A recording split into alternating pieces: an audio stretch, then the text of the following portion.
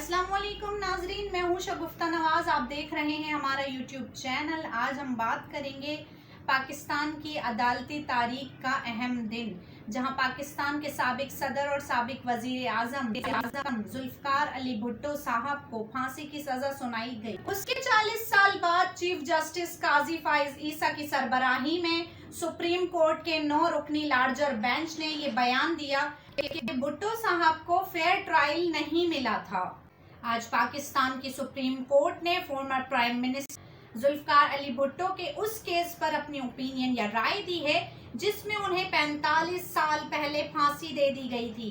2011 में उस वक्त के प्रेसिडेंट आसिफ अली जरदारी ने एक प्रेसिडेंशियल रेफरेंस सुप्रीम कोर्ट में भेजा था जिसमें ये कहा गया था कि जुल्फकार अली भुट्टो के केस से मुतालिक 5 सवालात पूछे हैं, उसके बारे में वो अपनी ओपिनियन या राय दें। 5 सवालों में पहला सवाल ये था कि क्या भुट्टो केस में जो आइन में जो कॉन्स्टिट्यूशन राइट्स दिए गए हैं उनका ट्रायल उसके मुताबिक हुआ है, जिस पर चीफ जस्टिस काजी फाइज ईसा की सरबराही में सुप्रीम कोर्ट के 9 रुकनी लार्जर बेंच ने अपनी मुत्तफिका राय देते हुए लाहौर हाई कोर्ट और फिर सुप्रीम कोर्ट में इस मुकदमे का जो ट्रायल चला है उसमें जुल्फकार अली भुट्टो को फेयर ट्रायल का मौका नहीं दिया गया था।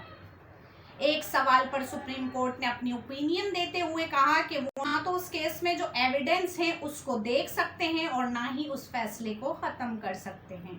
एक और सवाल पर उनका ओपिनियन मांगा गया था कि क्या जुल्फकार अली भुट्टो के खिलाफ जो एविडेंस पेश किए गए थे और जो गवाह पेश किए गए थे वो उनको सजा देने के लिए काफी थे। उस सवाल पर ओपिनियन देते हुए सुप्रीम कोर्ट का ये कहना था कि भुट्टो केस में फेयर ट्रायल और इंसाफ के तकाजे पूरे करने का मौका नहीं दिया गया है।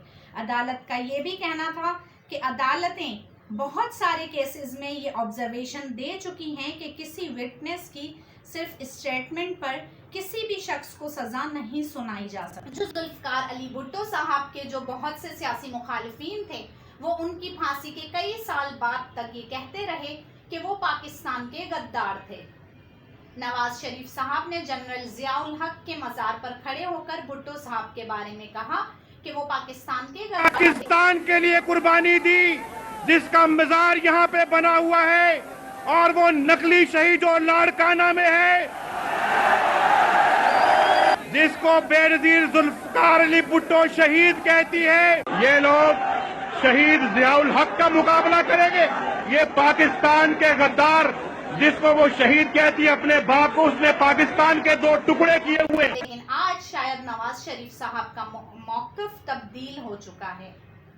लेकिन जो आज सुप्रीम कोर्ट ने कहा या ऐलान किया, लेकिन बहुत से सुप्रीम कोर्ट के रिटायर्ड जज साहिबान, हाई कोर्ट के रिटायर्ड जज साहिबान वो भुट्टो साहब की बेगुनाही की शहादत कई सालों पहले दे चुके हैं। जो मर्डर ऑफ ट्रायल था, इसका आज की सियासत पर कोई असर पड़ सकता है या नहीं? आपको क्या लगता है, अगर भुट्टो साहब जिंदा होते और अदालत के इस फैसले से उनकी फांसी मुलतवी हो सकती या उनकी सजा मुलतवी हो सकती या उनकी जान बच सकती, तो क्या अदालतें इस तरह का फैसला सुनाती?